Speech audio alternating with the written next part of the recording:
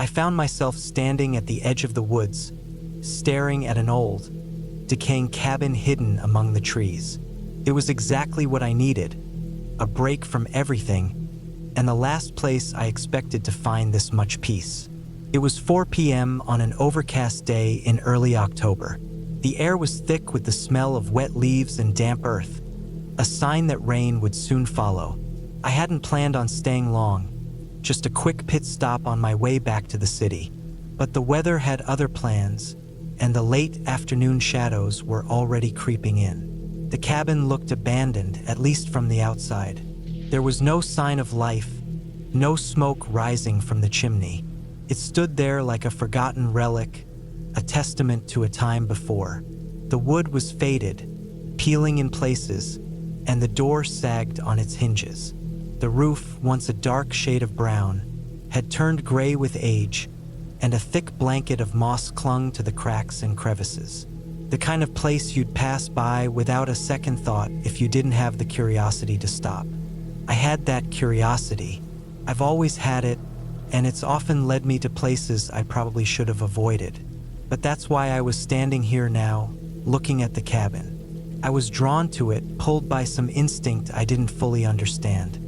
The fact that it was secluded in the middle of the forest, with no road in sight and no signs of human life, made it all the more intriguing. I stepped forward, crunching the dry leaves beneath my boots. There was a rustle in the trees behind me, but I shook it off. Probably just a squirrel or a bird. I wasn't worried. The idea of a bear or something larger crossing my path seemed unlikely. Besides, I'd been in the woods 100 times before. This was just another stop on the long list of random places I'd visited. When I reached the door, I hesitated for a moment. The cabin's windows were mostly covered with grime, making it impossible to see inside. But there was a slight gap between the door and the frame, just enough to let a sliver of light escape, casting a dim glow around the threshold. It felt like I was trespassing, even though I hadn't seen any signs that said I couldn't be here.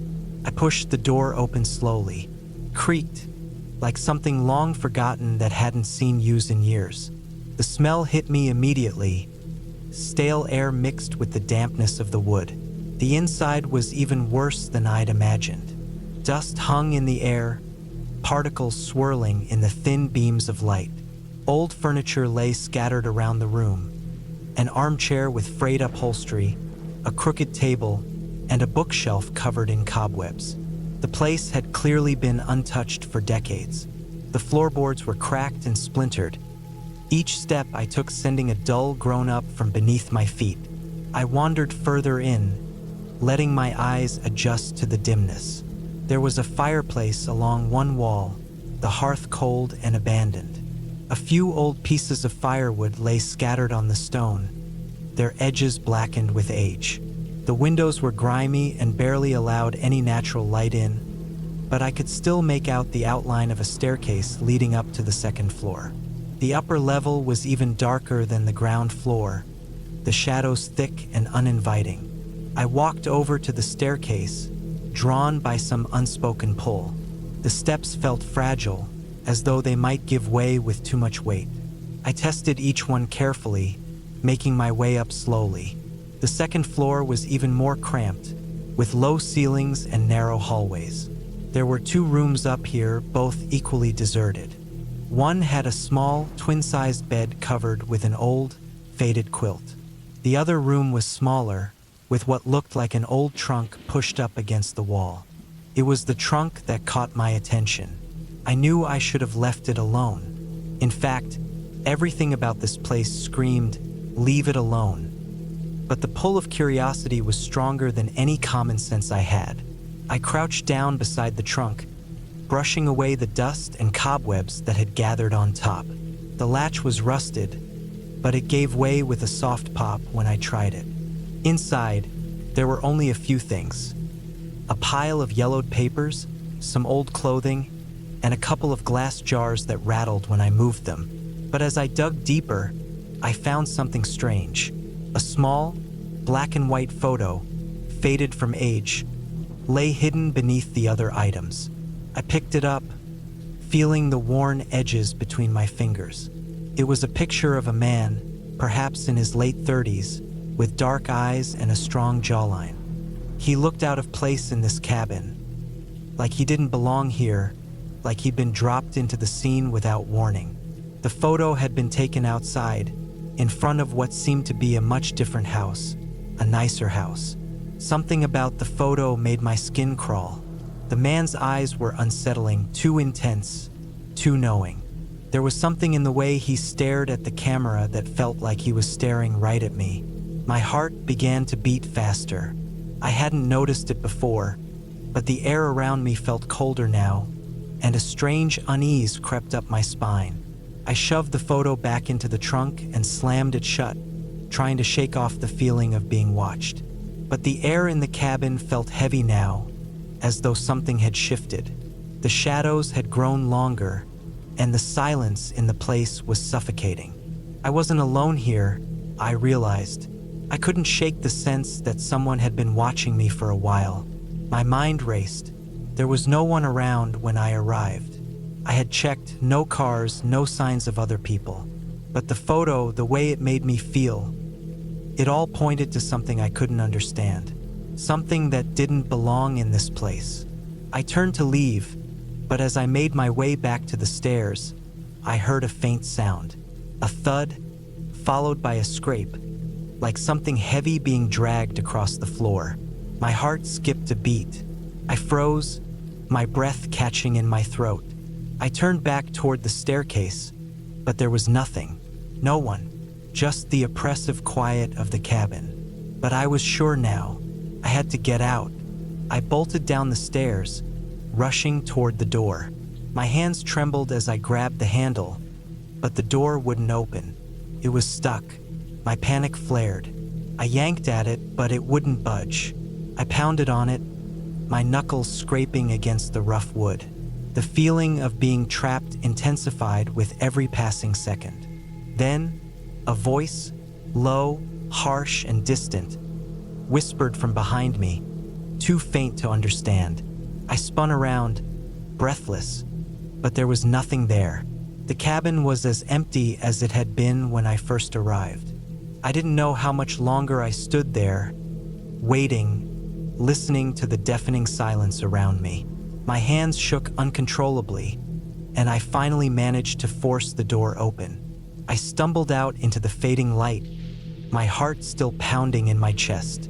The woods felt colder now, darker, as though they were closing in on me. I didn't stop running until I reached the road, the cabin far behind me.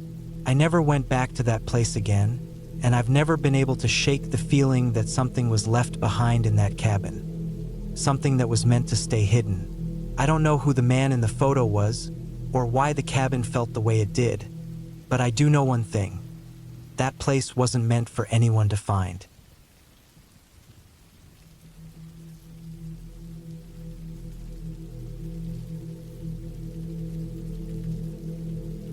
The cabin was tucked deep in the woods of Montana, a good 30 miles off the nearest paved road.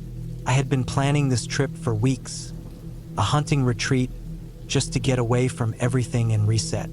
It was late November, the kind of cold where every breath comes out in a white puff, and the trees are bare, their skeletal branches reaching up into the gray sky.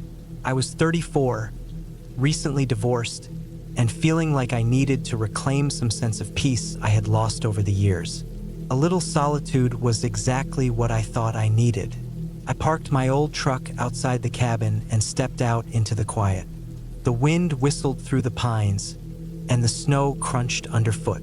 The cabin itself was small, weather-beaten, and had clearly been here for decades. The roof was covered in a thick layer of snow, the logs dark with age.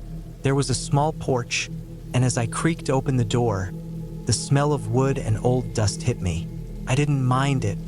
It had character. I set to work unloading my gear, the rifle, hunting knife, and a pack with supplies for a few days. There was a wood stove inside, and I fired it up right away, feeling the warmth creep into the space. I hung my coat and scarf, letting the chill leave my bones. The cabin was empty, except for the thick furniture. Simple, practical, no modern frills here.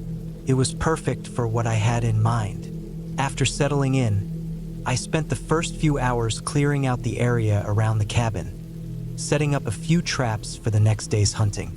The afternoon light began to wane quickly, and by the time I was finishing up, the temperature had dropped. I could feel it in my fingers, my nose, and the tip of my ears. I was about to head inside when I caught a glimpse of movement in the trees. A shadow too quick to be an animal. I didn't think much of it. The woods are full of creatures, especially at dusk. I shrugged it off, went inside, and got a fire going. I had packed a few cans of soup and some snacks. By the time I sat down to eat, the sky had gone dark, and the wind had picked up. It was a perfect night to relax and take in the solitude.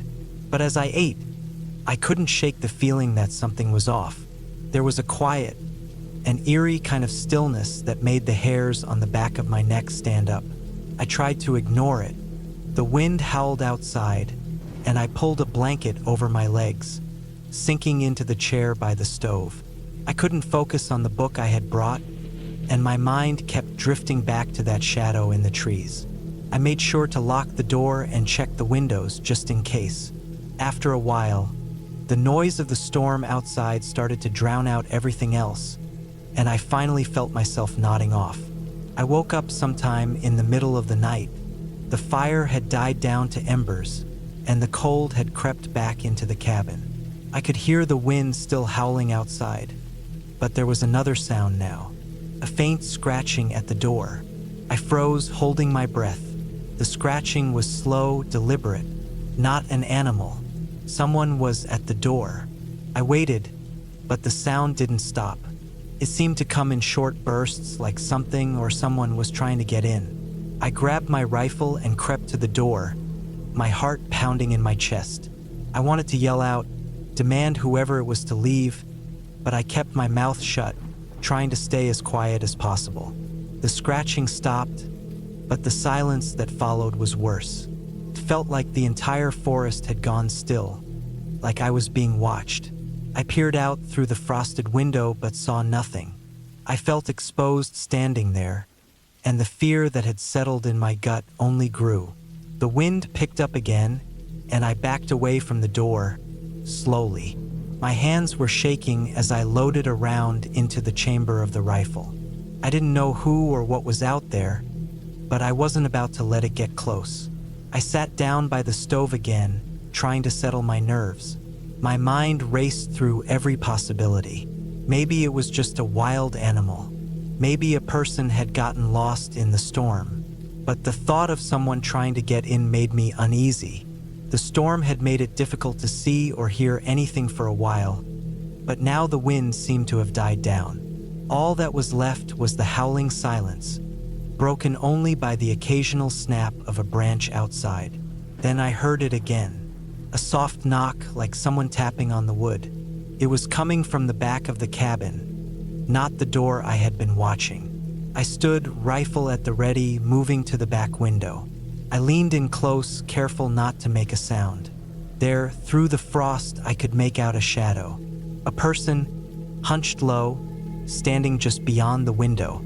I stepped back, my heart racing. I tried to stay calm, but the panic was creeping up on me. Whoever was out there wasn't trying to hide. They were toying with me.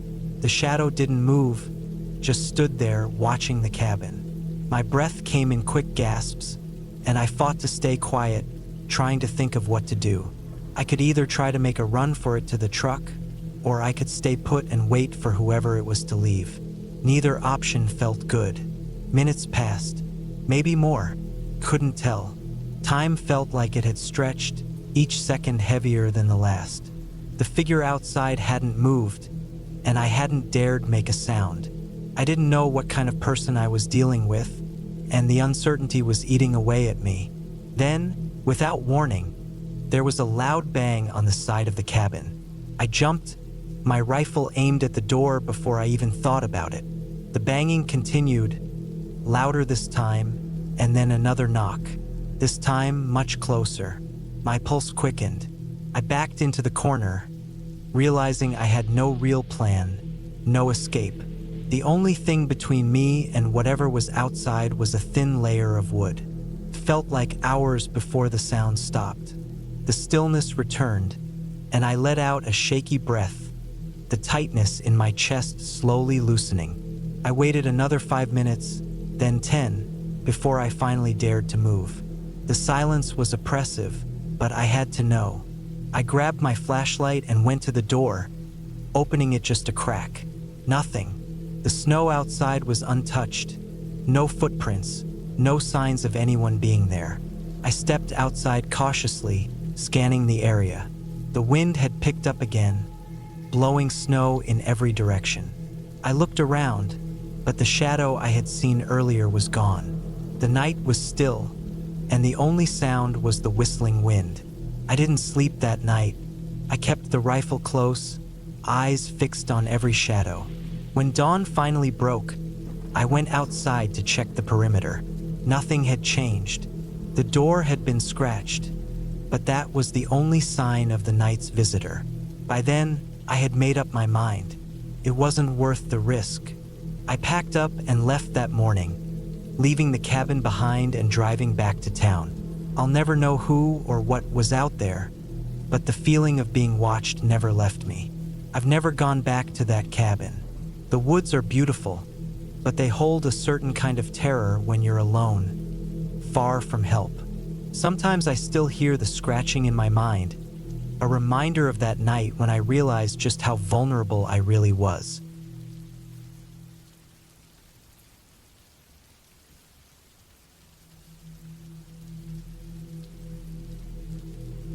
The air in the Amazon was thick with humidity, the kind that sticks to your skin, makes your clothes cling to your body, and makes every breath feel like you're inhaling steam. It was mid-afternoon, but the dense canopy of trees blocked out most of the sun. The only light came in patches, filtering through the leaves in weak beams, casting long shadows across the forest floor. I'd been traveling for days, trying to find the cabin my friend had told me about. A secluded, off-the-grid place where you could disconnect completely, away from civilization. Perfect, he'd said. A great way to get away from everything, to relax, and maybe think about things. His words were still in my head, echoing back to me as I trudged through the muddy path. But now, the idea seemed less like an escape and more like a challenge I wasn't prepared for. The cabin was supposed to be only a few miles in from the closest road, tucked deep in the jungle. When I arrived, it was eerily quiet. No sounds from animals, no insects buzzing around. Just the sound of my footsteps and the occasional rustle of leaves as the wind picked up. The cabin itself was smaller than I expected, made of dark, weathered wood with a thatched roof. It was isolated, sitting in a small clearing surrounded by thick trees that loomed like silent giants. The air felt even heavier here, a stale kind of stillness that made it hard to breathe, like the whole place was holding its breath. I felt an unsettling twist in my stomach. I dropped my bag by the cabin's wooden steps and stood there for a moment, just looking around. I hadn't seen a soul since I'd left the town days ago, and that fact was beginning to sink in. The deeper into the jungle I went, the more disconnected I became. It was supposed to feel like a retreat, but it was starting to feel like a trap. I stepped inside the cabin. It was just as bare as I'd expected. A wooden floor, a small table, a few chairs, and a single bed in the corner. It was a rustic place, no luxuries or comforts. The walls were lined with old photographs, faded and yellowed with time. They looked like they'd been there for years. Some of the faces were unfamiliar, but others looked oddly familiar. People I felt like I should know, though I couldn't place them. The cabin smelled musty, as if it hadn't been lived in for quite a while.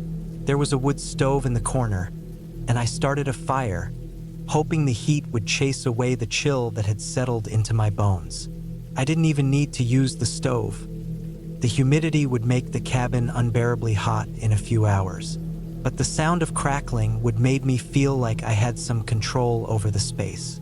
Night fell quickly in the jungle. The sky darkened, and the only light came from the small fire and the occasional flash of lightning in the distance. The storm had started quietly, a few distant rumbles of thunder, but now the rain was coming down hard. It pelted the roof in heavy sheets, and the sound was deafening. The wind picked up, making the trees outside sway dangerously, their branches scraping against the cabin walls. I sat near the fire, trying to ignore the uneasy feeling that was creeping up on me. The isolation, the silence, it was all becoming too much. It was too quiet here. Even though I knew the jungle was teeming with life, it felt like I was the only one around for miles.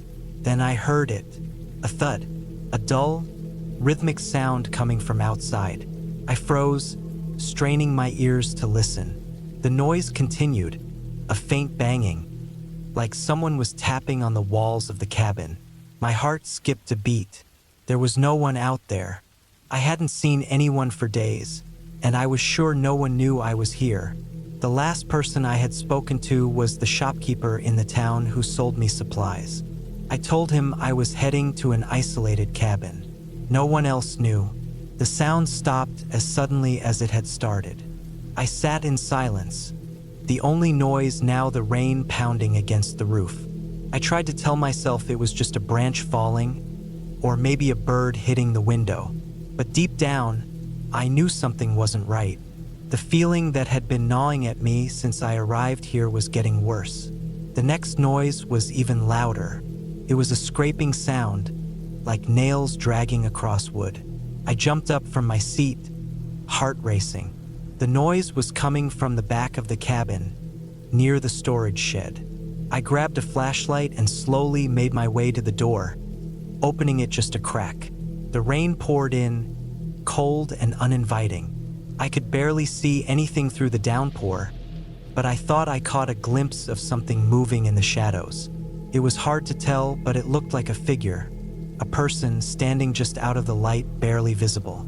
My breath caught in my throat, and I stepped back into the cabin, heart pounding. I slammed the door shut behind me and locked it. I leaned against the wall, trying to steady my breathing. Minutes passed, maybe longer. My mind raced, running through every possibility. Could it have been an animal? The shape was too big for that, and the way it had moved, it didn't seem right. Maybe it was a person, but how? Who would be out here in the storm, in the middle of nowhere? I made the decision to wait it out.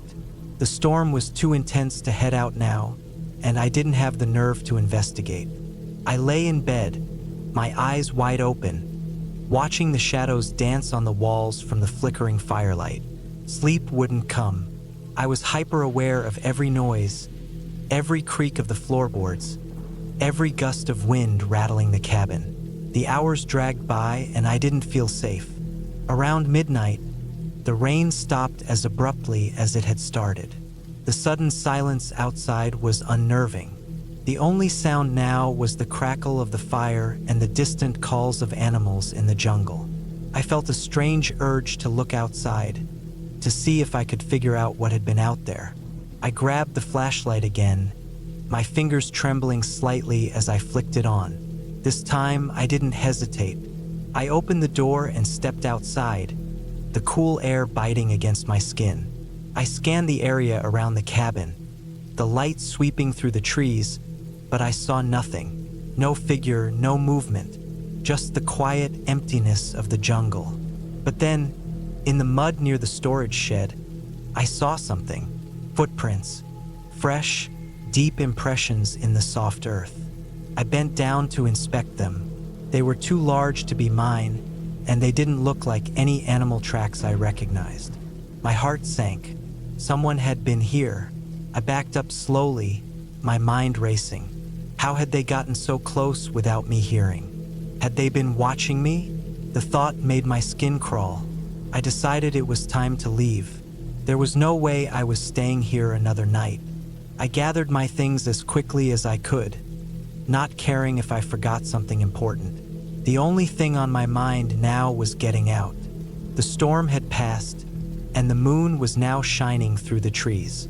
It was a quiet, eerie night, I took one last look at the cabin.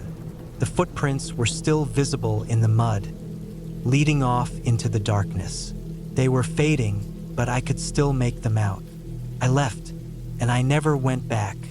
When I reached the nearest town, I found out that the cabin had been abandoned for years, and the previous owner had vanished without a trace. No one knew what had happened to him. As for me, I've never felt safe in the jungle again. The isolation, the silence, the things I saw, and the things I didn't see still haunt me. I don't know who or what was out there that night, but I know one thing for sure. I wasn't alone in that cabin.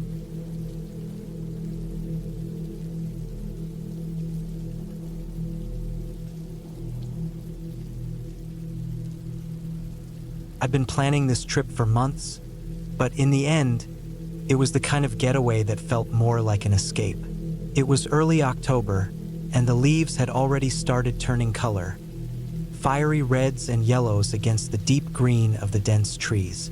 I'd rented a cabin in the mountains of Northern California, a place far enough off the beaten path that even Google Maps had trouble locating it. I was 29, recently divorced, and just needed time to myself. No phone signal, no distractions, just me and my dog, Thor. The drive had taken hours, the last stretch on a narrow, unpaved road that seemed to grow more isolated with every mile. By the time I reached the cabin, the sun was sinking below the horizon, casting the sky in soft purples and oranges. The cabin was small but sturdy looking, nestled among towering pines. It looked like something out of a camping brochure, rustic with a front porch and a woodpile stacked neatly to the side. The windows were dark, and the door creaked as I pushed it open. Thor, my German shepherd, trotted ahead of me, his tail wagging eagerly.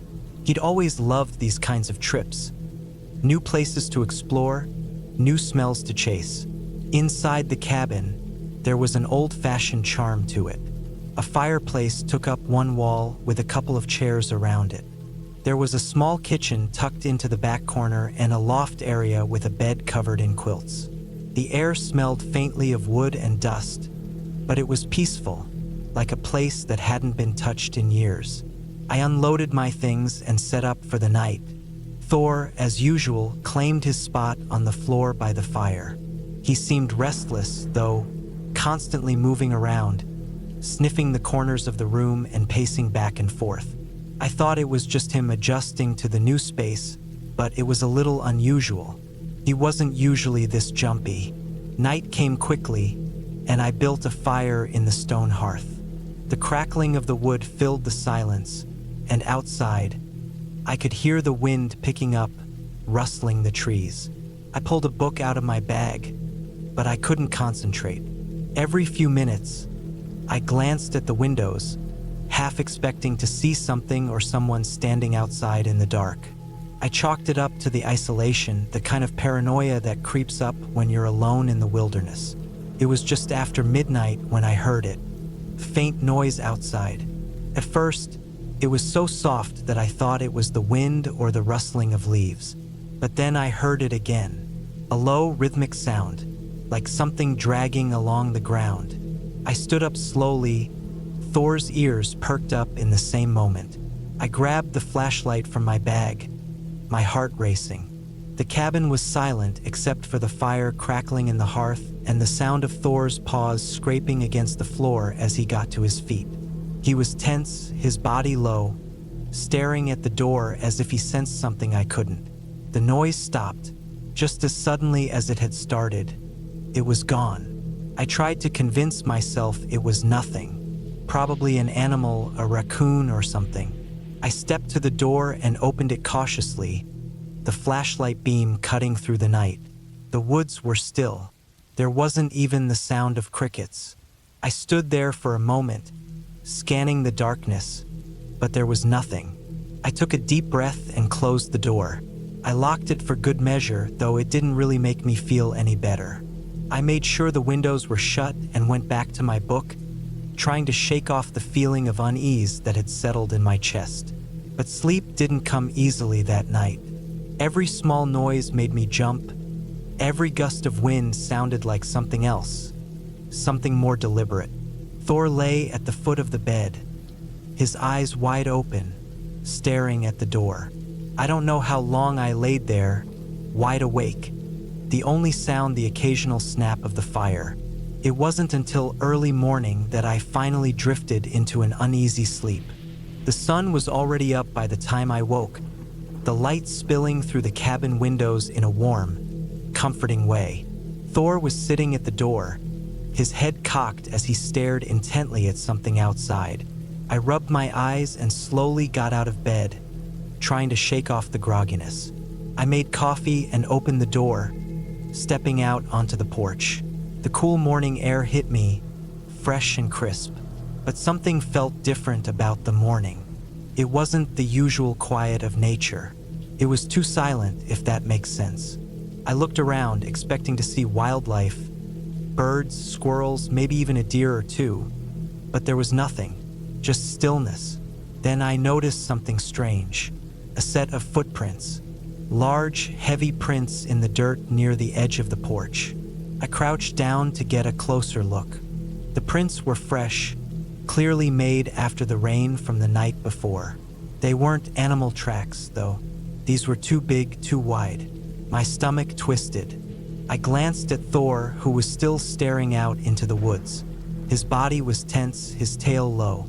Whatever it was that had been out there last night hadn't left. I spent the morning trying to ignore the creeping dread, doing the usual chores, gathering firewood, cleaning up around the cabin, but every so often, I'd glance back at the footprints. They seemed to go in a circle around the cabin. Around me, the afternoon came and the wind picked up again. I had just finished making lunch when I heard the noise again, the dragging sound. This time it was louder, closer. I rushed to the door, Thor right behind me, his hackles raised. There, just beyond the trees, I saw a shadow, a figure moving through the woods, too slow to be a person walking with purpose, but too deliberate to be an animal. I froze, watching it, heart pounding in my chest. The figure didn't move like someone out for a hike or a jog.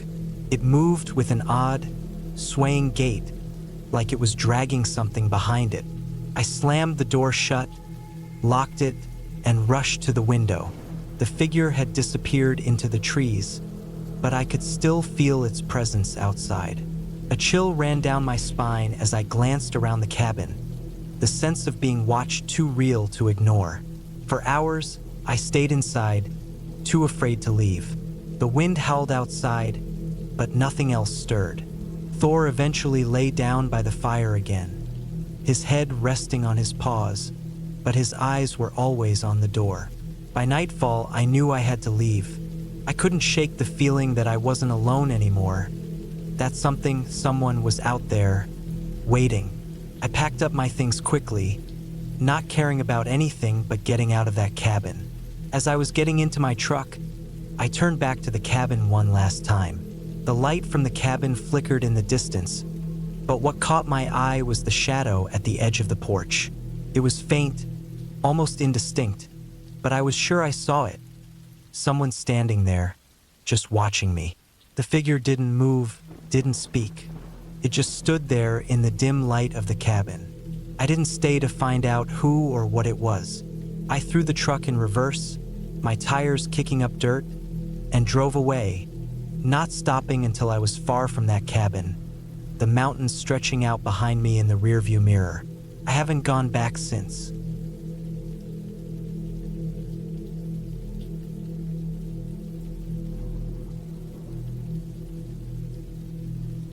The sun had barely begun to dip below the horizon when I reached the cabin. I had been driving for what felt like hours along the narrow, winding roads of northern Wisconsin, the woods on either side growing thicker and more isolating with each turn.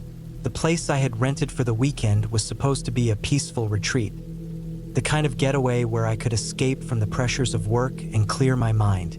But now, standing at the foot of the cabin, I felt a knot of unease tighten in my stomach. The cabin was old, really old. A dilapidated, log structure with the faint smell of pine mixed with something else, something musty. The wooden porch sagged slightly under the weight of time, and the large bay window at the front was cracked. I could see a few pieces of furniture through the glass, but not much else. I had a hard time imagining anyone living here, at least not in the past few decades. I threw my duffel bag over my shoulder and trudged up the creaky steps, feeling the old wood groan under my weight. The door swung open with a low, rasping squeak. I had read the reviews for this place before booking it.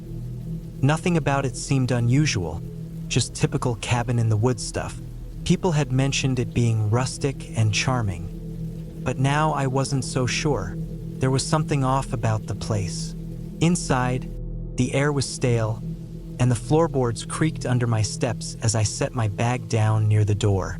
The place was dim, the light coming in through the broken windows only enough to cast long shadows. Couldn't help but shiver. I glanced around the room. A fireplace sat to the left, the hearth filled with ashes, long since cold. The living area was sparse. A worn-out couch, a coffee table with rings of water damage, and a couple of lamps, one of which was flickering erratically. I set to work unpacking quickly, trying to push the odd sense of discomfort aside. After a few minutes, I took my dog, Sam, out for a walk to get some fresh air. Sam was a big, loyal shepherd mix, always my companion on trips like this. As we walked through the woods surrounding the cabin, I couldn't shake the feeling that someone, or something, was watching us. The trees stood thick and silent, their branches bending low with the weight of the evening mist. It was unsettling how quiet everything was. No animals, no sounds of distant traffic, just the occasional rustle of wind through the leaves. We walked deeper into the woods, Sam's tail wagging lazily as he sniffed around. I wasn't too worried. I had taken plenty of trips into the woods before, but this felt different. Too quiet, almost as if the land itself was holding its breath. It wasn't until we were about half a mile into the woods that I saw it. A clearing, and in the center of it, a structure that looked like a barn or some kind of shack. It wasn't on any map I had seen, and the more I looked at it, the more out of place it seemed, standing there in the middle of nowhere. I couldn't tell how long it had been there, but the walls were weathered and covered in moss, the roof sagging in one corner. Sam, as usual, was curious and tugged at the leash to get closer. I hesitated. Something about the building gave me the creeps, but I pushed the thought aside. Maybe it was just an old shed someone had forgotten about. I followed Sam as he led the way, walking cautiously toward the structure. As we got closer, I noticed the door was slightly ajar. It was the kind of door that had clearly been used for decades, the hinges rusty and creaking with every wind gust. Sam, eager as always, pushed his nose through the gap in the door, and I couldn't help but follow him. Inside, it was dark, the only light filtering in through the small cracks in the walls. I could barely make out the shapes of old farming equipment, broken and rusted from years of neglect. There was something else, though, something odd about the air inside. It was heavy, like it had been shut up for too long. But worse than that, there was the unmistakable smell of decay. I wanted to leave, but Sam was already inside, sniffing around. I called for him to come back, but the little rascal didn't listen. My heart began to race as I stepped inside, squinting against the darkness. The floorboards were damp, and I could feel the chill in the air settling into my bones. I reached for my phone to turn on the flashlight, but it was dead. Of course, it was dead. This place felt like it was 1,000 miles away from the nearest outlet. Sam barked suddenly, pulling me out of my trance. I turned just in time to see him running towards something in the corner, his tail down and his body stiff. He was growling low, his fur bristling. I followed him, my breath quickening, my mind racing. There, in the corner of the shack, was a pile of rotting wood and what looked like bones. I didn't want to look closer, but I couldn't tear my eyes away. The pile of wood wasn't just wood. It was a human leg bone, partially buried under some dirt. My stomach twisted in knots as I stumbled backward, nearly tripping over a rusted metal chair. That's when I heard the footsteps. At first, I thought it was just the wind or something stirring the old structure. But then it came again, much closer. I spun around, my heart slamming against my ribcage. I could hear the soft crunch of leaves underfoot and the unmistakable sound of something or someone moving through the trees. My blood ran cold. I grabbed Sam and pulled him toward the door, panic setting in. The footsteps were getting louder, closer. I yanked the door open, and just as I stepped outside, I heard a voice. It was a deep voice, gravelly and filled with something dark. "Get away from there." The words were barely a whisper, but they were clear enough. My heart skipped a beat, and I didn't need to be told twice. I ran. Sam was already ahead of me, sprinting toward the cabin. The footsteps followed, quickening, and I could hear them crashing through the woods behind me. I didn't look back. By the time I reached the cabin, I was out of breath, my legs trembling with fear. I slammed the door shut behind me and locked it, my mind racing with thoughts of what I had seen in that shack, what I had heard. I grabbed my phone again, desperate to call for help, but of course, there was no signal. For the rest of the night, I stayed in the cabin, every small sound sending me into a panic. Sam was on edge too, pacing back and forth by the door. I didn't dare open the window or step outside again. It wasn't until dawn that I finally felt safe enough to leave. The rest of the weekend, I didn't even go near that barn again. I packed up early, checked out, and drove back home as fast as I could, not stopping until I was far away from that place. I never did figure out who or what had been in those woods, but I'm sure of one thing. There's something out there, something that doesn't want people poking around its secrets. I don't plan on going back to that cabin ever again.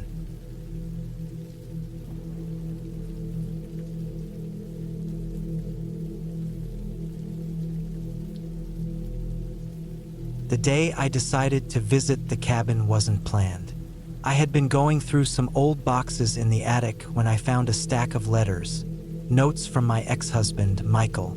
They were from the early years of our marriage, back when things were still good. But finding those letters hit me harder than I expected. They brought back memories I wasn't sure I was ready to face again. I thought maybe a trip out to his old cabin, the one I hadn't set foot in since the divorce, might help me clear my head. The cabin was tucked away in the woods just outside of Twin Oaks, a small town in northern Idaho. It wasn't far from where Michael and I had spent our weekends in the early days of our marriage. I remember how we dreamt of fixing it up, making it our sanctuary. But over time, the place became a symbol of everything that had gone wrong. The isolation of the woods, the quiet, the stillness. They all felt too oppressive, too suffocating after our split. I hadn't even called ahead. I knew the cabin was in my name now, after Michael left it to me in the settlement. It was just one of those things I didn't think about often. Now, staring at the place from the car parked at the foot of the long, winding driveway, I almost regretted making the trip. The weather had turned in the past few hours. Clouds rolled in, heavy and gray, blocking out the sun. It looked like rain was coming, and I had no umbrella, no raincoat, just my jacket and a backpack with a few essentials. The path up to the cabin was muddy from the rain that had already started, the ground soft and slick. My boots sunk a bit with every step, but I pushed on. The crunch of leaves underfoot was the only sound I could hear, except for the distant rumble of thunder that seemed to be growing closer with every minute. The air smelled like wet earth, pine trees, and that fresh rain scent that I usually liked, but today, it felt unsettling. Maybe it was the memories that clung to the place. I'd been here so many times with Michael, laughing, planning, dreaming, and now it just felt like a reminder of all the things I couldn't go back to. When I reached the porch, I hesitated. The cabin looked as it always had, weathered, but still standing strong. The wood had grayed over time, the windows were slightly fogged, but it was familiar. It felt like something I should have left behind, but the curiosity gnawed at me. I unlocked the door with the key I still carried in my pocket and stepped inside. The air in the cabin was stale, the kind of musty smell that comes from a place closed off for a while. Dust covered the furniture, and the fire pit had long since gone cold. The kitchen, with its old wood stove and mismatched dishes, looked like it had been abandoned, even though it was mine to come back to whenever I wanted. The silence in the room was almost too much, like it had absorbed all the conversations, arguments, and laughter from years ago. I took a deep breath, trying to shake off the feeling of being watched. I'd always felt that way here, even when Michael and I were together. Maybe it was the isolation that made it worse, or maybe it was just my own mind playing tricks. But today it felt different, darker, more suffocating. I walked through the cabin, opening a few windows to let in some fresh air. The storm outside had started to pick up. The wind howled through the trees, making the branches creak and groan. It was starting to feel like a bad idea, being here alone, especially with the weather turning so quickly. But I told myself I needed the closure, the solitude. I went into the small bedroom where Michael and I had once shared nights together. The bed was still made, the sheets a faded red plaid. The dresser was covered in dust, and the photographs on the nightstand were covered in a fine layer of grime. I reached out and wiped one of the pictures clean. It was of Michael and me taken on our first trip here. We were smiling, young, happy. But that wasn't me anymore. That wasn't who I was now. I moved to the window, staring out at the landscape. The sky had darkened further, the first raindrops starting to hit the windows with a steady rhythm. It looked like the storm was going to stick around for a while, maybe even get worse. The thought of staying here overnight crept into my mind. I'd brought enough food for a day or two, and I could always leave in the morning if I wanted to. As I turned away from the window, I heard something. At first, I thought it was just the wind or the sound of branches tapping against the cabin. But then I heard it again. A thud, and then another. I froze, my heart hammering in my chest. I stood still, straining my ears to listen. There was no mistaking it now. The sound was coming from the other side of the cabin, from the woods. I couldn't convince myself it was just the storm. The thuds were too deliberate, too intentional. They were slow, rhythmic, like someone was walking around the cabin, deliberately making noise to be heard. I grabbed a flashlight from my bag and made my way to the door. There was no way I was going out there without checking first. As I opened the door, the wind hit me like a wall, the rain soaking through my jacket in seconds.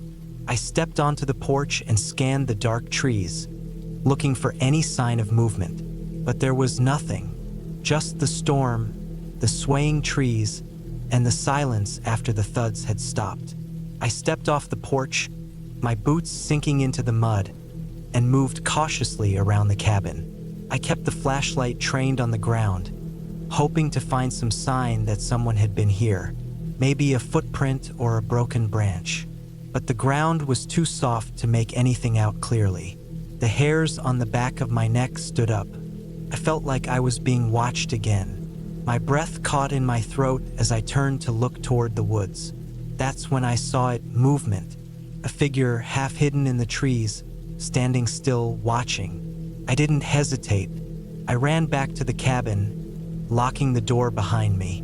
My heart was racing, my body trembling. I had no idea who or what that was, but I knew one thing for sure. I wasn't going back outside. I spent the next few hours pacing around the cabin, the rain coming down harder now.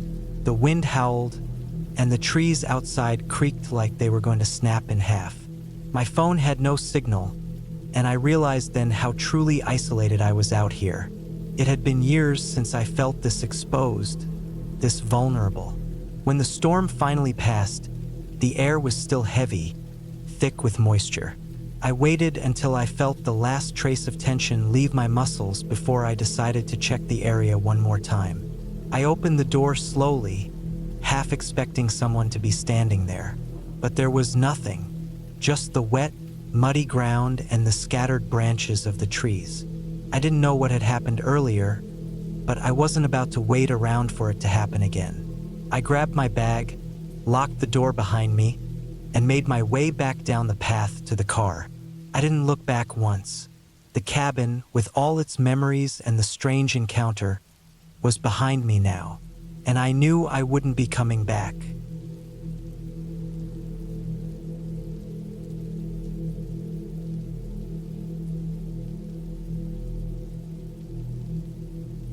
It had been a long drive up through the winding back roads of northern Michigan. I wasn't expecting much, just a simple weekend getaway to clear my head after a stressful few months of work. But as I pulled off the main road and onto the gravel path leading up to the cabin, I could feel the weight of isolation pressing in. It was late October, and the trees were shedding their leaves, leaving the landscape a patchwork of deep oranges and yellows. The air had a sharp chill to it, and I was grateful for the warmth of the truck's heater as I finally pulled into the small, weather-beaten cabin nestled against the dense woods. My dog, Max, a mixed breed with a solid build and a coat that looked like it was part wolf, was sitting up in the passenger seat, wagging his tail as I parked. "All right, buddy?"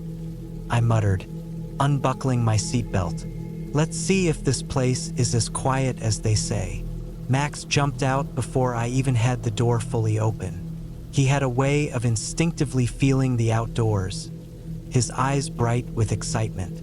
I grabbed my bag from the truck and gave the cabin a quick once-over. It was rustic, but sturdy looking. The wooden structure had seen better days. Peeling paint, a creaky porch, and one of the windows was cracked, but it was perfect for what I needed. I let Max lead the way inside. The door creaked loudly as I pushed it open. The musty smell of old wood and forgotten corners hit me immediately. It was colder inside than I expected, but the cabin had an old stone fireplace that looked like it could warm the place in no time if I got a fire going. Max sniffed around the room, tail wagging as he explored every corner of the cabin. I unpacked my gear, setting up the small kitchen area and gathering some firewood from the stack outside. I didn't plan on doing much besides reading and maybe doing a little hiking with Max. Just a quiet retreat to escape the noise of the city. It wasn't long before I had a fire going, the crackling flames adding some life to the room. I sat on one of the old chairs by the hearth, pulling out a book. Max curled up at my feet, his nose resting on his paws, keeping a watchful eye on the door. The sun was setting quickly, casting long shadows across the room. The flickering firelight gave everything an eerie feel, but that's just the way a cabin was supposed to be, right? A little old, a little spooky. That was the charm of it. As the evening deepened, the wind outside picked up, howling through the trees. The old cabin creaked with the gusts. Max was suddenly on alert, ears up, his body stiff. I figured he heard something outside, maybe a squirrel or a raccoon. He was always quick to notice things like that.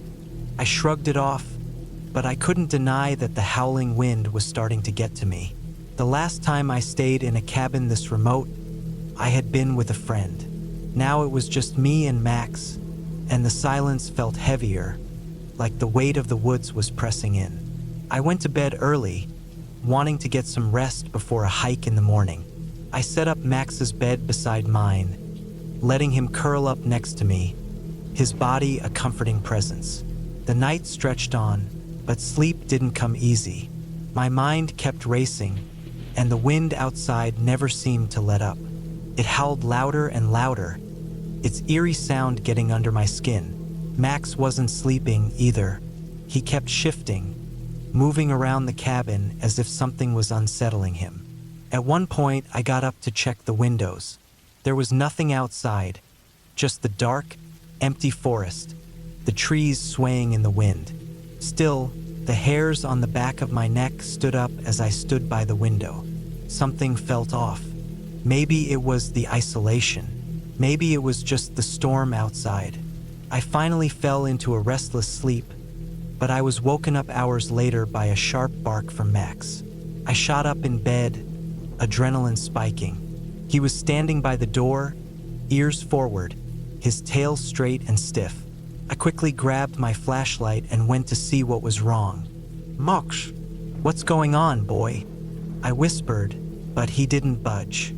His gaze was fixed on the door, and he growled low in his throat. I stood there for a moment, trying to figure out what had him so on edge. The wind had died down a little, but the forest outside was still shrouded in an oppressive darkness. I stepped forward cautiously, hand on the door handle, but something stopped me. A noise. It came from outside, faint but unmistakable. A soft rustling, like someone or something was moving through the brush. I froze, the hair on the back of my neck standing up. Max growled louder, his body trembling with tension. Whatever it was close. Too close. I stepped back from the door and grabbed the nearest weapon I could find. A heavy, rusted iron poker from the fireplace. The weight of it was reassuring, but my heart was pounding in my chest. I wanted to believe it was just an animal, but something about the sound felt too deliberate, too human. I couldn't shake the feeling that we weren't alone. Max let out another sharp bark, and I rushed to his side. He was at the door again, still growling, the hairs along his back standing up. I peeked through the small gap in the door, my flashlight sweeping across the yard. Nothing. The woods were empty. But then, as I turned my flashlight back toward the cabin, I saw something that made my blood run cold. A figure, standing at the edge of the tree line, barely visible in the darkness. It was too tall to be an animal, and it wasn't moving, just standing there watching. I sucked in a sharp breath, my heart racing. The figure didn't budge, but the silence between us was suffocating. I slowly backed away from the door, my eyes locked on the shadow outside. Max was on high alert, barking fiercely now, but still the figure didn't move. I kept my distance, but I knew I couldn't stay in the cabin any longer. Whoever or whatever that was outside, I didn't want to find out what they were after. My only hope was to get out of there before it came any closer. I grabbed my phone. No signal. Great. With one last look at the door, I turned to Max. "Come on, boy. We're leaving." I grabbed a few things I could carry, my keys, a flashlight, and a jacket, and moved toward the back of the cabin. Max followed closely behind, still on edge, his eyes never leaving the door. I didn't know if the figure was still out there or if it was watching us, but we weren't sticking around to find out. We made our way to the truck, moving quickly and quietly as I tried to keep my nerves in check. The engine roared to life as soon as I turned the key, and I didn't look back as I sped down the gravel road, Max panting beside me. I wasn't sure what I had seen or who was out there, but I knew one thing. I wasn't going back to that cabin again. Not now, not ever. The woods were full of secrets, and some of them were better left hidden.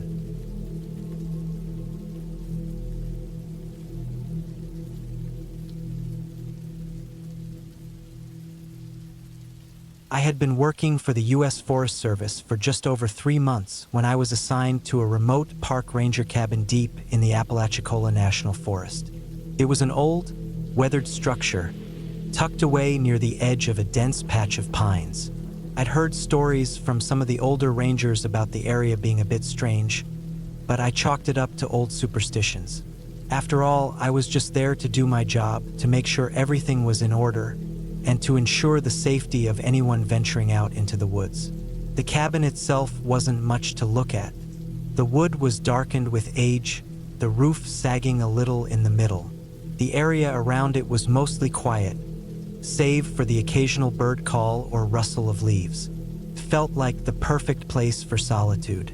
I was looking forward to a few days of peace and quiet to finish some reports and catch up on paperwork.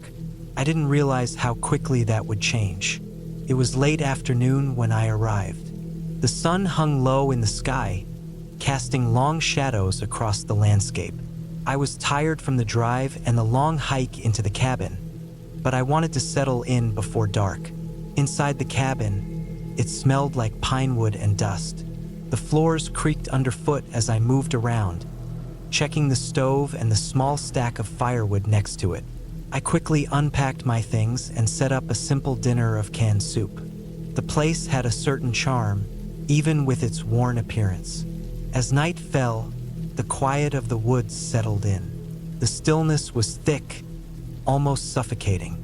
I sat by the fire for a while, reading through some ranger manuals, trying to get used to the isolation. There was a certain comfort in the solitude, but I couldn't shake the feeling that something was off. It wasn't until the next morning that I started to notice the strange things. First, it was subtle, just a feeling. The cabin seemed colder than it should have been, even with the fire going. I shrugged it off, thinking maybe it was just an old building with poor insulation. I went outside to check the perimeter, making sure everything was in order. That's when I saw the first set of tracks. They were large, too large to be anything like a deer, and they weren't the usual bear tracks either. They looked like they'd been made by something human, but they weren't right. They were off-center, the stride uneven. I knelt down to get a better look, but something in my gut told me not to linger too long. The hairs on the back of my neck stood up. I stood, wiping my hands on my pants, and decided to follow the tracks for a bit. The forest around the cabin was dense with thick underbrush and tall pines, but the tracks led deeper into the woods, weaving between trees and over fallen branches. As I walked, I found myself constantly glancing over my shoulder. The quiet had turned unnerving. I couldn't hear any birds or animals, just the faint rustling of leaves as I moved through the woods. My boots crunching on the dry earth seemed deafening. After a while, the tracks led me to a clearing. I stopped dead in my tracks when I saw what was in the center. There was a small, makeshift camp, an abandoned fire pit surrounded by rocks and a few scattered belongings. A torn-up tarp, some empty cans, and a frayed sleeping bag lay scattered around the site. But it wasn't the camp that caught my attention. It was the sound, a faint, rhythmic tapping, almost like something was gently knocking on wood. I froze, straining to hear, but the noise stopped almost as soon as I noticed it. I stood there for what felt like an eternity, not daring to move. I thought about heading back to the cabin, but I couldn't bring myself to leave. Something was pulling me forward. Slowly, cautiously, I stepped closer to the camp. That's when I saw it. A small, weathered box, half buried under some leaves. I knelt down to examine it, my fingers brushing against the cold metal. It wasn't much to look at, just an old, rusty box, but the sense of dread hit me hard. I didn't know why, but I felt like I shouldn't open it. I pushed it aside and stood up, turning around to head back to the cabin. That's when I heard it, a low, guttural growl, coming from somewhere deep in the woods. I turned quickly, my heart racing. I scanned the trees, but saw nothing. The growl had been close, too close. I took a deep breath and decided I needed to get back to the safety of the cabin. Now, I moved quickly, my boots hitting the ground with urgency. The sound of footsteps behind me grew louder, faster. Someone or something was following me. I glanced over my shoulder and saw nothing but the thick underbrush and towering trees. My breath caught in my throat. My pace quickened as I pushed through the woods, the sounds of my own panic filling my ears. When I finally made it back to the cabin, I slammed the door shut behind me and locked it. I leaned against it, trying to catch my breath. The sun was beginning to set, casting long, sharp shadows through the small cabin's windows. I checked the locks on the windows and doors again, my hands trembling. I didn't know who or what had been following me, but I knew I wasn't alone out here. The night dragged on, and I stayed by the fire, too anxious to sleep. I kept hearing noises outside, Small sounds like footsteps, the snap of a twig breaking underfoot. But every time I looked out the window, nothing was there. The air felt thick with tension, and I kept my eyes on the door, convinced that something was waiting for me to let my guard down. Around midnight, the knocking started. Soft at first, just a faint tapping on the wood. But it grew louder, more insistent. I knew that sound. It was the same rhythm I had heard earlier, the one that had led me to the camp in the woods. I stood frozen, my mind racing. The knocking grew louder and more urgent. I felt like I was trapped in a nightmare. I didn't know who or what was outside, but I had no way of knowing if it was a person or something else entirely. I waited, tense, for what felt like hours. The knocking stopped just as suddenly as it had started, and all I could hear was the wind and the creaking of the cabin. I didn't dare open the door, and I certainly didn't sleep. I spent the rest of the night staring at the shadows outside, waiting for the next sound, the next movement. By morning, the woods were silent. The tension had broken, and I felt a strange sense of calm. I left the cabin after dawn, determined to get to the nearest ranger station and report everything.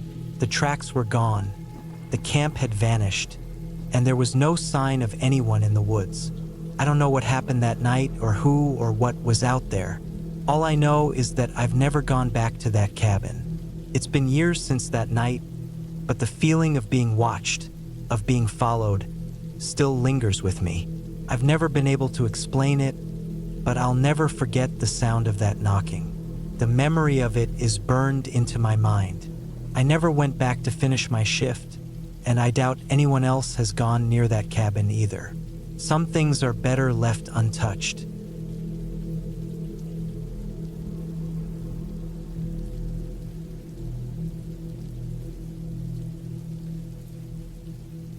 It was the dead of winter, 1998. I was 28 years old and, for reasons I still don't fully understand, I decided to spend a weekend alone in a cabin tucked away in the hills of Vermont. The cabin was small, nothing fancy. It had a wood-burning stove, a single bedroom, a small kitchen, and a porch that overlooked a clearing. The area surrounding the cabin was dense with trees, and beyond that, a graveyard from the late 1800s stretched out into the distance. The locals called it the Old Hollow Cemetery, and it had a reputation for being one of the oldest, most forgotten graveyards in the area. The tombstones were weathered and cracked, some leaning at strange angles, while others were almost completely swallowed by creeping vines and moss. Most of the graves were unmarked, just a handful with faded names and dates. I didn't think much of it, honestly. I had read about the graveyard, but I wasn't the superstitious type. I just wanted some solitude, no distractions, no one around. I had been working nonstop at the time, and this trip was my way of escaping everything. The office, the people, the noise. Just me, the cabin, and whatever the wilderness could offer. The only sounds I expected were the wind in the trees, the crackling of the fire, and the occasional animals scurrying around. I arrived at the cabin late in the afternoon, after a long, bumpy drive through winding mountain roads. The sky was clouded, heavy with the promise of snow. The cabin was exactly as I had imagined it.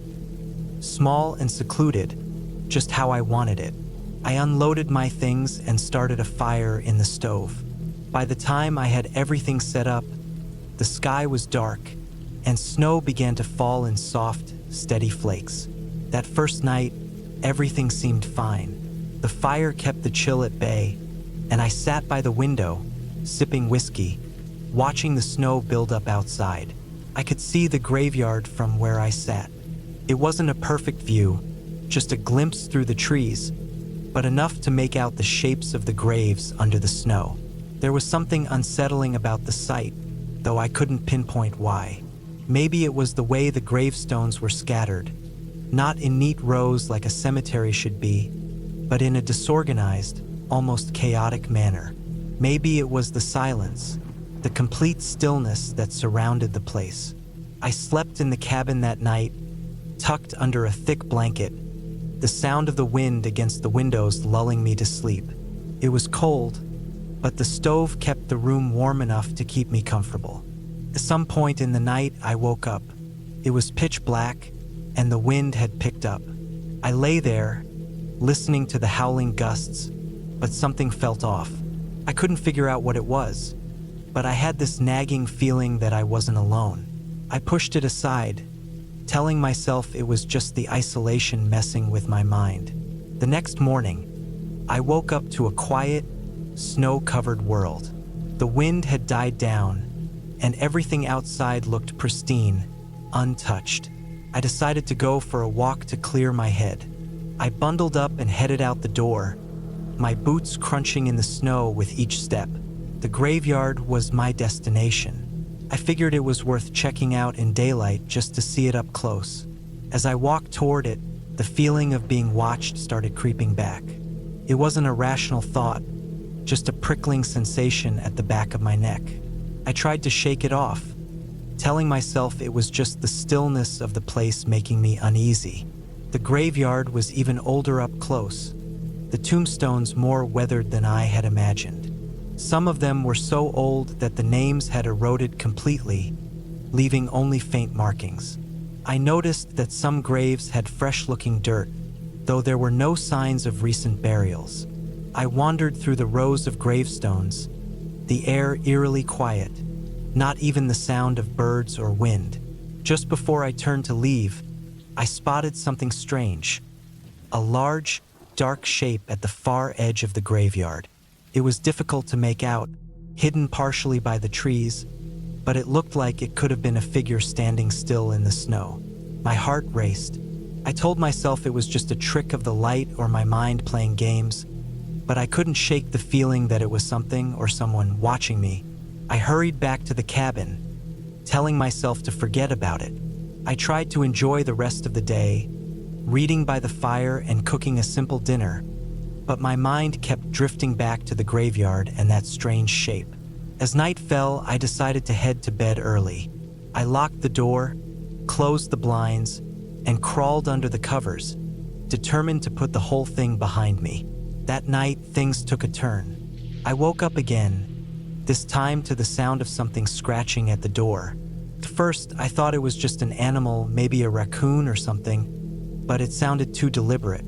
It was rhythmic, almost like someone was trying to get my attention. My heart began to pound in my chest. I lay there, motionless, listening as the scratching continued for what felt like hours. It was like a slow, persistent tapping, followed by a dragging noise, as though someone were scraping something along the wood. I debated whether I should check it out. I didn't want to be that person who jumps at shadows, but the longer I listened, the more I became convinced that I wasn't imagining it. I grabbed the flashlight by the bed and slowly made my way to the door. I hesitated for a long moment before I finally unlocked it and opened it a crack, just enough to peer out into the darkness. The snow had fallen heavier during the night, and everything outside was coated in white. The woods were completely silent, but there, just beyond the porch, stood a man. He was tall, wearing a heavy coat, and he was facing away from the cabin, standing motionless in the snow. I couldn't see his face, but something about him seemed wrong. It was as if he didn't belong in the place at all. Before I could think, he turned and walked into the woods, disappearing into the trees. I watched for a moment, my heart racing, before I slammed the door shut and locked it. I didn't know who he was or why he was there, but I wasn't going to stick around to find out. The next morning, I didn't waste any time.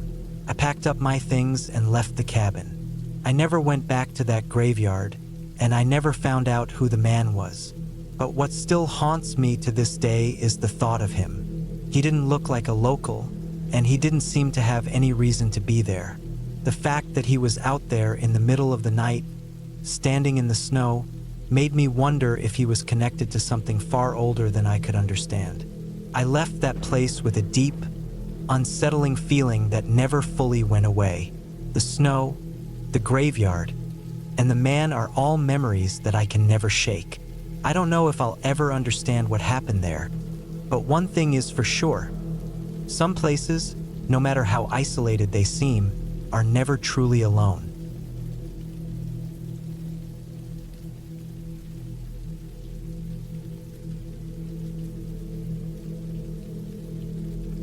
The rain had started coming down heavier just after sunset, a steady rhythm that quickly grew louder, drumming against the tin roof of the small cabin I'd built. It had been a long, tiring day.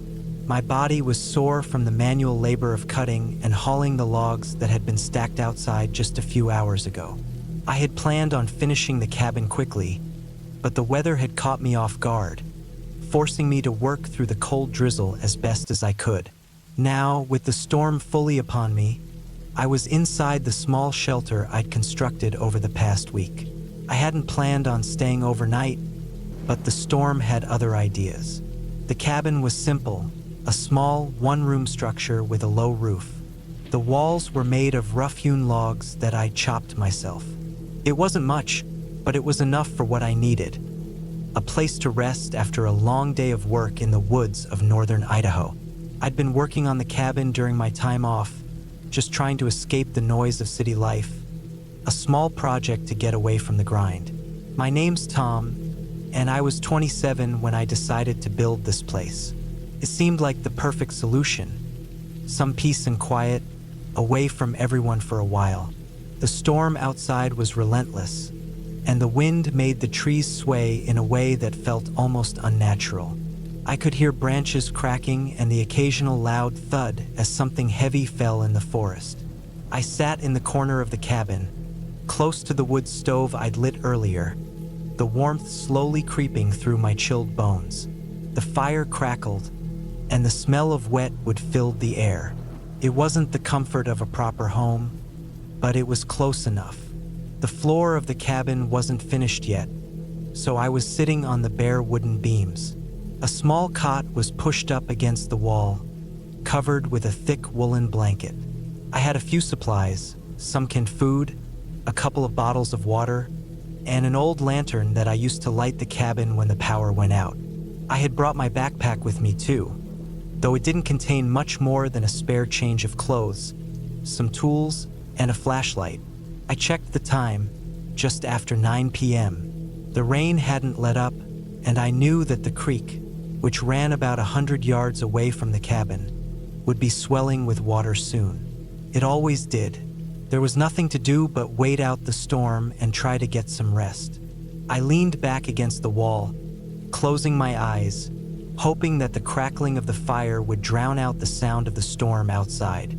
But then something happened that made me sit up straight. A loud bang echoed from outside, a sound like something heavy being dropped onto the ground. I froze, trying to listen over the rain and wind. The storm was so loud, and it was hard to make out anything over the constant drumming of the rain. The wind howled in gusts, rattling the cabin walls. But then, there it was again, a distinct thud, followed by a scraping noise, as if something was moving near the edge of the cabin. My heart started to race. Maybe it was just a fallen branch or an animal scurrying through the underbrush.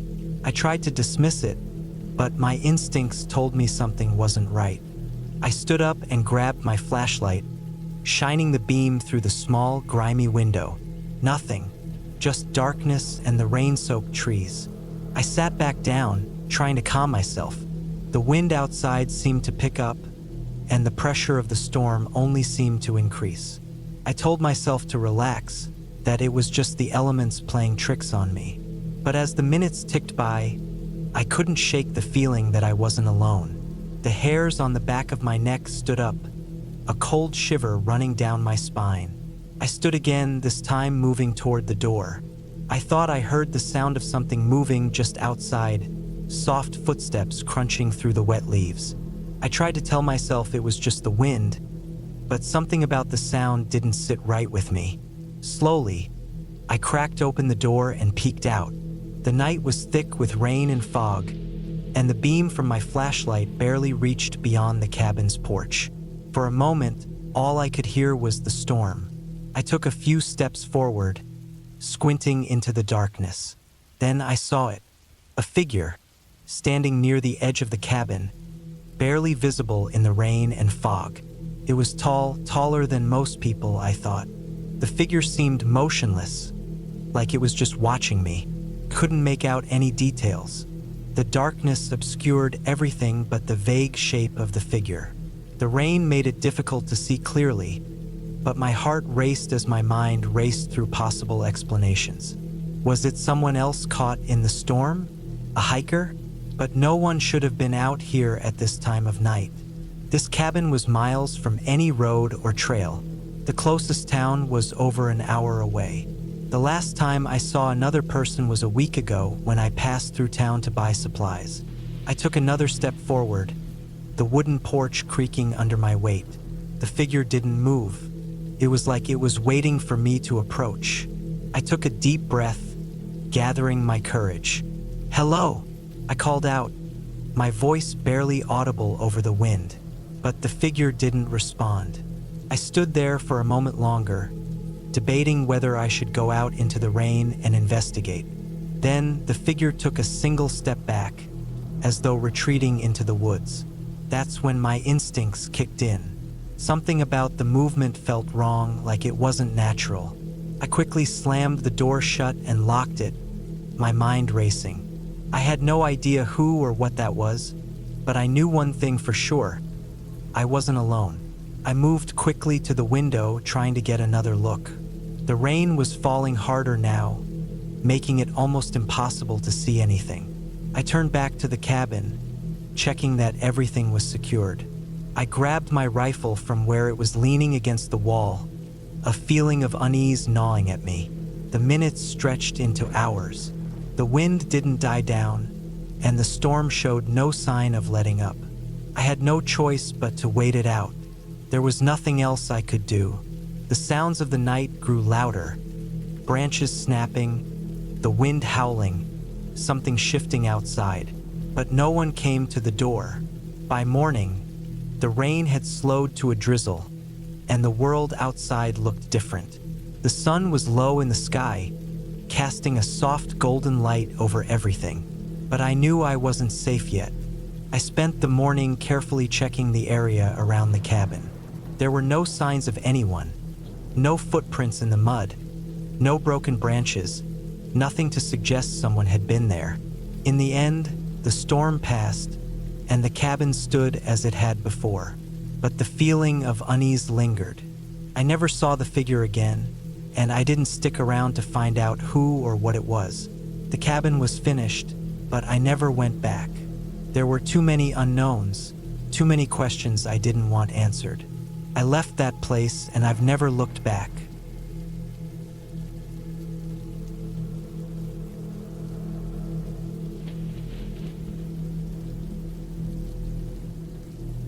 It was late October, the air was sharp, and the fields surrounding the cabin were quiet, almost too quiet.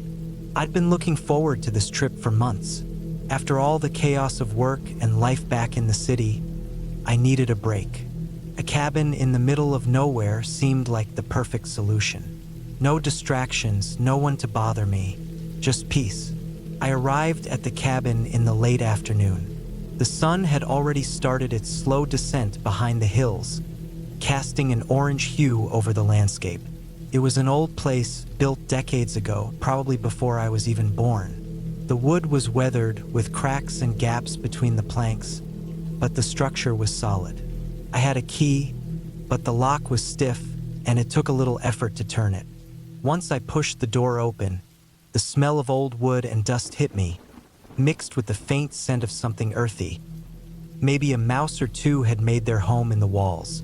The inside was dim, with only the light from the late afternoon sun filtering through the small, grimy windows. The cabin had no modern amenities, which suited me just fine. There was a fireplace in the living room, a small kitchen area, and a single bedroom with a worn-out bed. Nothing fancy, but enough for a few days of solitude. I unloaded my bags, set up a small fire in the hearth, and began making dinner. The crackling of the fire was the only sound in the cabin, but I didn't mind the silence. I was used to it, growing up in a small town where peace and quiet were a given. But something about this place, despite the calm, felt off. As night fell, the temperature dropped quickly. I wrapped myself in a thick sweater and sat near the fire with a book, the only source of light being the flickering flames. The wind picked up outside, rustling the dry leaves around the cabin. It sounded almost like whispers, but I brushed it off. Wind can do strange things when it blows through the trees. Around 9 p.m., I heard a knock at the door. I froze, my heart skipping a beat. No one lived within miles of here, and I hadn't seen another car or person since I arrived. I stood up cautiously, my fingers tight around the book I'd been reading. The knock came again, louder this time. My mind raced. Maybe it was someone lost? But how would they even know about this cabin? It wasn't exactly a place people stumbled upon. I opened the door a crack, just enough to peek outside. There was no one there, nothing but the darkness of the night. But as I started to close the door, I noticed something strange on the ground. A small bundle of twigs, carefully arranged in a circle, sat just in front of the door. I stepped out to inspect it, my breath visible in the cold night air. The twigs weren't just random. They had been placed intentionally, forming a perfect ring. I picked them up and tossed them aside, feeling uneasy but trying not to overreact. Maybe someone was playing a prank, or maybe it was just a coincidence. But the sense of something being wrong wouldn't leave me. The next few hours passed in a haze. I tried to focus on the book again, but my mind kept wandering. The wind outside had picked up, howling now, making the windows rattle. Every so often, I thought I heard something from the other side of the cabin. It was a soft, scraping sound, like something or someone was moving around just outside. I couldn't shake the feeling that I wasn't alone. Around midnight, the wind died down, and for a brief moment, everything was still. Too still. I got up, pacing around the cabin, checking the locks on the doors and windows. Everything seemed secure. I tried to settle back down, but the unease in my stomach grew, twisting tighter with each passing minute. Then I heard it, a faint thud.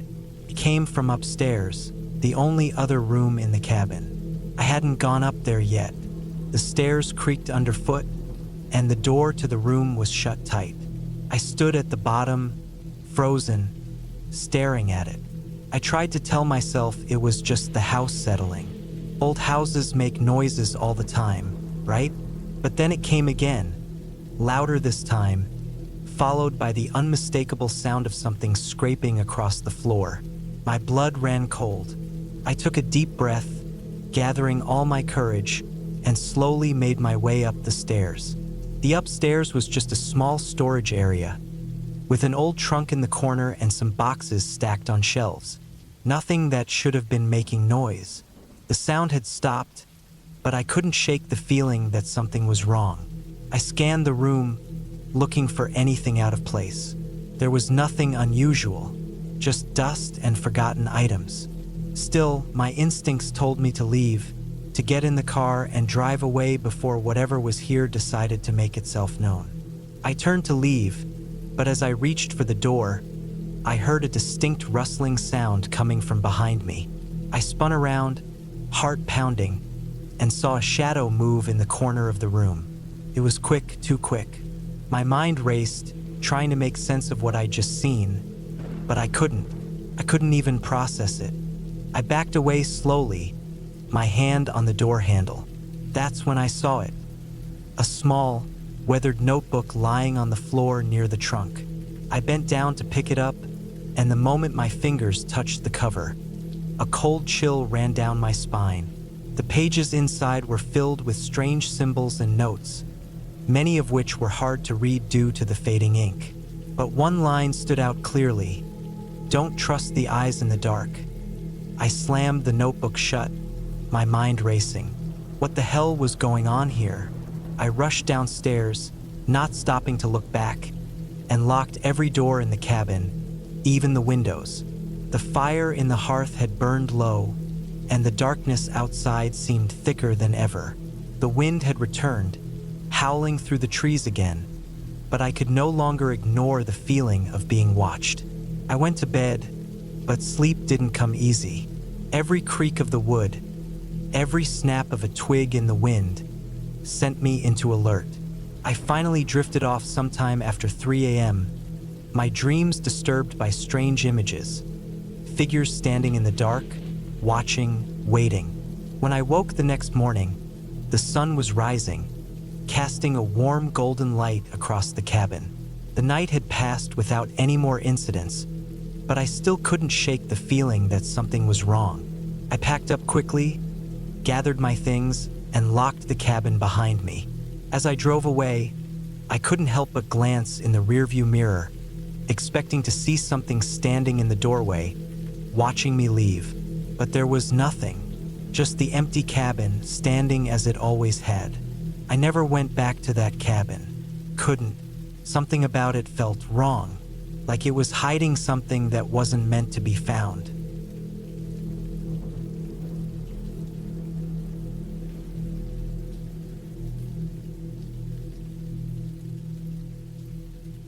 I had always dreamed of getting away from everything for a few days. The constant noise, the endless demands of work, the emails piling up. Sometimes it just became too much. I needed silence. I needed space. So when I found a small, secluded cabin near the edge of the Adirondacks, I booked it without a second thought. It seemed like the perfect place to disconnect, just me and the wilderness for 3 nights.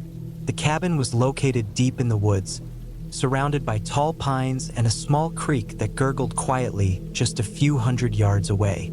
The nearest town was about an hour's drive, and from what I could gather online, the cabin hadn't been rented much in recent years. It had been owned by an old couple who had passed away a few years ago. The place had a kind of eerie, untouched quality to it, but I wasn't concerned. I wasn't there to socialize or even think much. I just wanted peace. I arrived late in the afternoon, just as the sky was beginning to shift from a pale blue to the warm hues of sunset. The air smelled fresh, crisp, and earthy, with just a hint of pine. The dirt road leading to the cabin was bumpy, but my old Subaru handled it fine. When I pulled up in front of the cabin, I was struck by how isolated it felt. No neighbors, no other cabins, just trees and more trees. The cabin itself looked like it belonged in a storybook, rustic and simple, with a small porch and a single chimney puffing a thin trail of smoke into the sky. Inside, the place was sparse but cozy. A stone fireplace, a small kitchen, a couple of wooden chairs, and an old dining table in the corner. There was a musty smell that hinted at age, but nothing that made the place unlivable. A wooden staircase led to a tiny loft where the bedroom was, complete with a low bed and a thin comforter. After unpacking, I decided to take a walk around. The sun was dipping lower now, casting long shadows across the forest floor. The trees seemed to tower over me, their branches swaying gently in the wind. I wandered toward the creek, the soft rush of water accompanying me as I moved further into the woods. It was peaceful, too peaceful, maybe. Felt like time was slowing down. There was a stillness in the air that made everything seem quiet in a way that was almost unnatural. As I stood by the creek, I felt a strange sensation creeping up my spine, like I was being watched. It was the sort of feeling that you can't shake off, but you can't place either. It wasn't an immediate cause for alarm, but it was unsettling enough to make me want to head back to the cabin. As I walked back through the woods, I noticed something odd. There were no sounds, no birds, no rustling in the underbrush, no distant howl of a coyote or bark of a squirrel, just silence. I quickened my pace, telling myself that I was just being paranoid, that the woods were quiet because it was nearing dusk and animals were just settling in for the night. When I returned to the cabin, I lit a fire in the stone fireplace and made myself a simple dinner. The fire crackled and popped as I ate, its warmth a welcome comfort against the cool evening air that had settled in. I didn't feel afraid, but that strange sensation of being watched hadn't gone away. I kept glancing toward the windows, half expecting to see someone standing just beyond the light's reach. But there was nothing, just darkness, stretching out across the wilderness. I tried to shake off the feeling and decided to head up to bed early. Maybe I was just tired. The bed was surprisingly comfortable, though the wooden beams above creaked every time the wind picked up. I lay there, staring up at the ceiling, the crackling of the fire the only sound in the cabin. Around midnight, I was woken by a noise.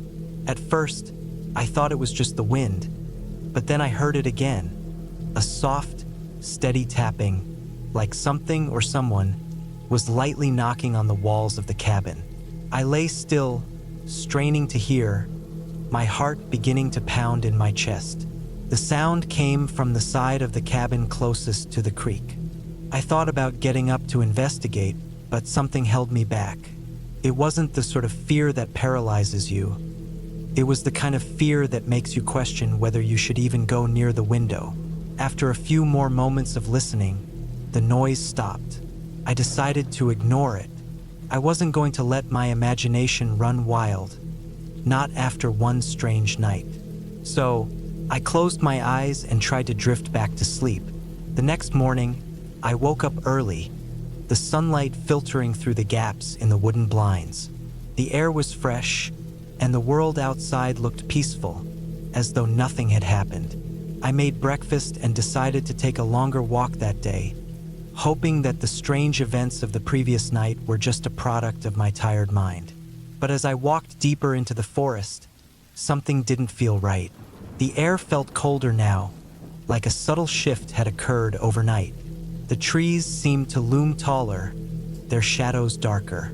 I felt that same unease crawling back up my spine. I was on high alert now, scanning the woods around me for any sign of movement.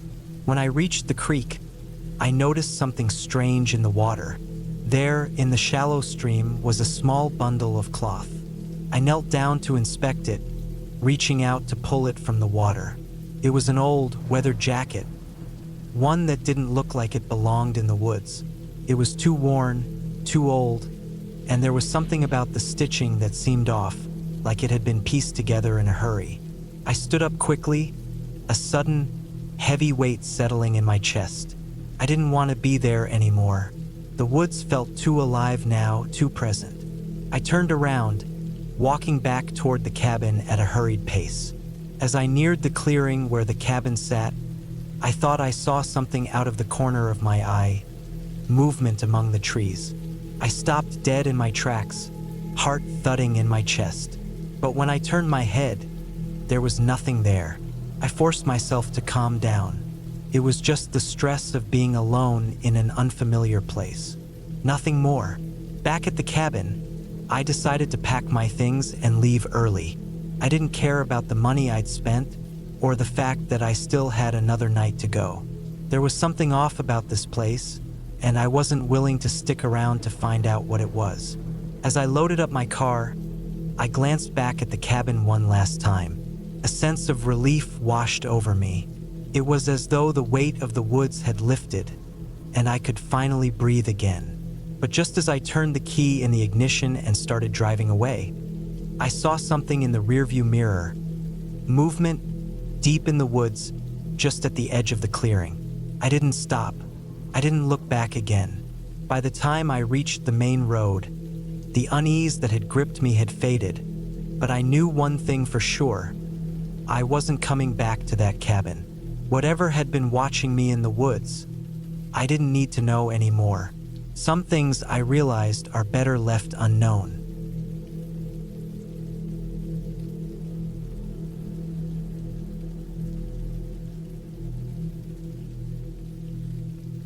I had always wanted to get away from everything. A week in a cabin in the woods, isolated from the world, seemed like the perfect way to disconnect. I had been working nonstop for months.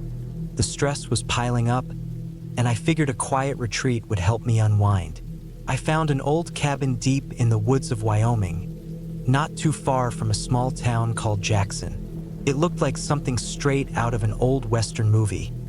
A simple, one-story cabin with a slanted roof, wooden beams, and an old porch that creaked when you walked on it. It had a small wood stove, a few chairs, and a narrow bed with a checkered blanket. The owner, an old man named Ted, had warned me before I arrived that the weather could turn bad fast, and I should be prepared for anything. He told me that he wouldn't be able to check on the place until the end of the week, so I was on my own. That was fine. I wasn't exactly afraid of being alone in the woods. I'd spent plenty of time in nature growing up, so the isolation didn't faze me. The first couple of days were peaceful. The air was crisp, and the forest was alive with the sounds of rustling leaves and distant animal calls. The cabin sat at the edge of a small clearing, surrounded by towering pines that blocked most of the sunlight, leaving everything in a constant shade. I spent my days hiking the nearby trails, fishing in the small creek that ran through the woods, and just enjoying the silence. But on the third night, things started to feel off. I was sitting by the fire outside, watching the flames dance and listening to the crackling wood. It was around 8 p.m. The sun had long since dipped below the horizon, and the sky was pitch black. The only light came from the fire and a single lantern hanging from a hook near the cabin door. I had the distinct feeling that someone was watching me. I chalked it up to the isolation and dismissed it. Could have been a deer or a coyote, but I couldn't shake the feeling. The wind had died down, and everything seemed too still. The fire's crackle echoed through the woods, making the silence even more oppressive. I decided to call it a night and headed inside. The inside of the cabin felt warmer, cozier. I locked the door behind me, took a quick shower, and sat on the bed with a book. The whole cabin creaked as if it were settling into the ground, but I didn't think much of it. After all, it was an old cabin. Around midnight, I woke up to the sound of something tapping on the window. It was soft at first, just a light tap, but it quickly grew louder, like something was pressing against the glass. I shot up from the bed, heart racing. My first thought was a bear or maybe a raccoon, something that could have gotten too curious. I grabbed a flashlight from the bedside table and shined it on the window. There was nothing. The tapping stopped, and everything was quiet again. I sighed with relief, thinking maybe I had imagined it. I turned off the flashlight and settled back into bed, but sleep didn't come. My mind was racing now, replaying the tapping sound. After what felt like hours, I finally drifted off, only to wake again when I heard a louder sound. Footsteps, slow and deliberate, just outside the cabin. I grabbed the flashlight and moved toward the door, standing still for a moment to listen. The footsteps were faint but unmistakable. Whoever or whatever was out there was trying to be quiet, but they weren't succeeding. My pulse quickened. I was alone, right? I waited for a few more seconds, my hand on the door handle, but the footsteps had stopped. I eased the door open a crack, the cold night air hitting my face. The lantern outside was still glowing, casting a soft, flickering light on the porch. There was no one there. I felt a chill crawl up my spine. I shut the door quickly and locked it again. Something wasn't right. The next morning, I decided to leave. Something about the night, the sounds, the feeling of being watched.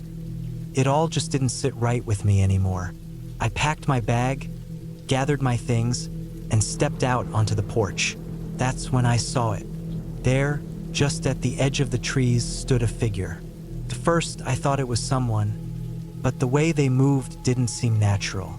They were tall, too tall, and their limbs were unnaturally long, like they were stretching them to reach something. The figure was hunched slightly, and its head turned slowly, looking right at me. I froze, heart pounding. My mind raced, trying to make sense of what I was seeing. The figure was wearing what looked like old, tattered clothes, but they didn't fit right. The fabric hung loosely, and the colors seemed faded, as if the clothes had been worn for far too long. Its face was obscured by a dark hood, but I could make out the outline of a pair of glowing eyes. unnaturally bright, almost too bright. I could feel the hairs on the back of my neck standing up. This wasn't a person. Before I could move, the figure took a step back into the trees. I didn't wait around to see if it would come closer. My survival instincts kicked in, and I ran for the truck, jumping into the driver's seat and slamming the door behind me. My hands were shaking as I started the engine, my foot slamming the pedal. I didn't look back as I sped down the dirt road, heading toward the nearest town. I didn't stop until I reached a small gas station near Jackson. I pulled into the parking lot, still breathing hard.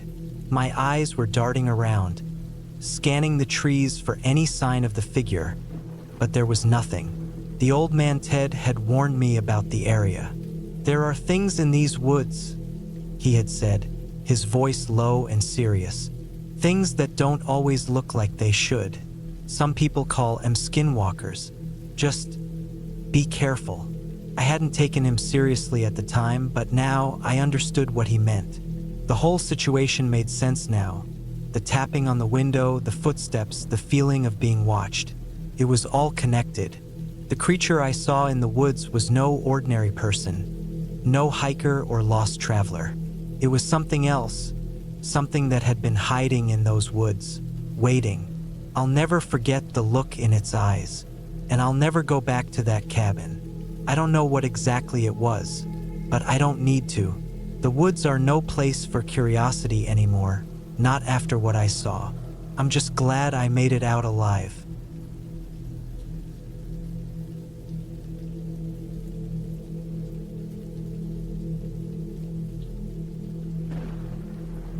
It was the kind of day where the sky hung heavy with a dull, gray overcast. The kind of day where you couldn't tell where the clouds ended and the earth began. I was in the middle of nowhere, just south of the Lake District, alone in a cabin that had been in my family for decades. The place was rustic, simple, and old. Wooden beams, creaky floors, and a stone fireplace that always smelled of wood smoke, even when it wasn't lit. It had been a rough year. My mom had passed away a few months ago, and this cabin was the last place she and I had visited together before her illness took its toll. I was here to clear my head, to try and reconnect with the memories I had of her, hoping the isolation might help me process things. I wasn't planning to stay long, just a couple of days to get away from the chaos of life and feel close to her again. The cabin was deep in a forest, far from any main roads or other houses. The nearest village was miles away, and the nearest neighbor was no more than a few old stone walls and farm animals that I could occasionally hear in the distance. The isolation was exactly what I needed. I settled in quickly, unpacking my things and stoking the fire. It was late afternoon when I finished, and the darkness of the night was beginning to creep in. I had a bottle of wine on the table, and I decided to open it, sipping slowly as I sat by the window, watching the trees sway with the wind. The world felt quiet, like nothing could disturb this solitude. I didn't hear it at first, the scratching. It was faint, barely noticeable over the howling wind outside, but there was something about the rhythm of it that pulled me from my thoughts. It sounded like it was coming from outside, from the direction of the small garden behind the cabin. I stood, peering out through the fogged-up glass of the window, but there was nothing out there, just the dark expanse of trees, their silhouettes barely visible in the fading light. Shaking it off, I turned back to the fire and tried to relax, but the scratching continued. It was slower now, more deliberate. I set my glass down and went to the door, opening it cautiously. The cold air hit me immediately, biting into my skin. I scanned the area around the cabin. The wind had picked up, and the trees were swaying heavily, but still no sign of anything out of place. Then I saw her. At first, I thought I was imagining it. There, just at the edge of the clearing where the garden met the forest, stood a woman. Her back was to me, but I could see her hunched figure clearly. She wasn't moving, just standing still, facing the woods.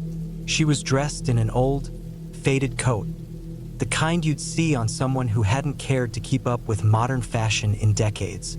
Her hair was unkempt, hanging in tangled strands down her back. I called out to her, though I wasn't sure why. Maybe I just needed to make sure I wasn't losing my mind. "Hey!" I shouted, but she didn't respond. She didn't even turn around. The scratching stopped. The only thing I could hear was the wind, howling through the trees like an animal in pain. My heart began to pound, and something about the stillness of her presence sent a chill creeping down my spine. She was too far away for me to be sure, but there was something about her posture, the way she stood there, that felt wrong. I stepped out onto the porch, the floorboards creaking beneath my boots. I walked toward the garden, my every step careful, as though afraid the ground itself would give way beneath me. The woman didn't move, didn't acknowledge me at all. I tried to call out to her again, but the words caught in my throat. When I was only a few yards away, she finally turned around, and I stopped dead in my tracks. Her face was pale, gaunt. The skin stretched thin across her bones. Her eyes were wide, too wide, and dark circles hung under them, like she hadn't slept in weeks. Her lips were cracked, dry, and her teeth looked too sharp, too irregular. But it wasn't her appearance that made me freeze. It was the look in her eyes, like she had been waiting for something, or maybe someone. I didn't move. I didn't dare to. I felt a strange sense of dread creep up my spine, something that went beyond the normal fear of seeing a stranger in the middle of nowhere. There was an unnatural stillness to her, as if she were made of stone rather than flesh. She stood there for what felt like an eternity, not speaking, not doing anything except staring at me with those hollow eyes. And then, just as suddenly as she had appeared, she turned and walked back into the woods. I don't know how long I stood there, staring at the empty space where she had been. My legs felt weak, and I stumbled back toward the cabin, closing the door with trembling hands. My mind was racing, trying to rationalize what had just happened. Was she a local? Someone who had wandered off the beaten path? But no one had lived around here in years. The cabin had been vacant for as long as I could remember, and the only people who came through were hikers or occasionally people looking for a quiet spot to camp. I tried to tell myself that I had imagined the whole thing, that maybe it had been the isolation getting to me, or maybe the wind had played tricks on my senses. But the thought of her face haunted me, those hollow, dark eyes that never seemed to blink. That night, I locked every door and window. I made sure the fire burned hot, the light flickering in the dark cabin, casting shadows that seemed to move with a mind of their own. I didn't sleep, not a wink. By morning, I had almost convinced myself it had been a hallucination, a trick of the mind brought on by too much time alone, too much silence. I decided to leave. I packed up my things and headed toward the village, not looking back once as I drove down the long, winding road. But as I passed the edge of the woods, I saw something that made my heart stop. A figure standing at the tree line, her faded coat billowing slightly in the wind. And though I was miles away from the cabin, her eyes were still locked on me, staring. I slammed my foot on the gas pedal, not daring to look back again. And that's when I knew I wasn't alone.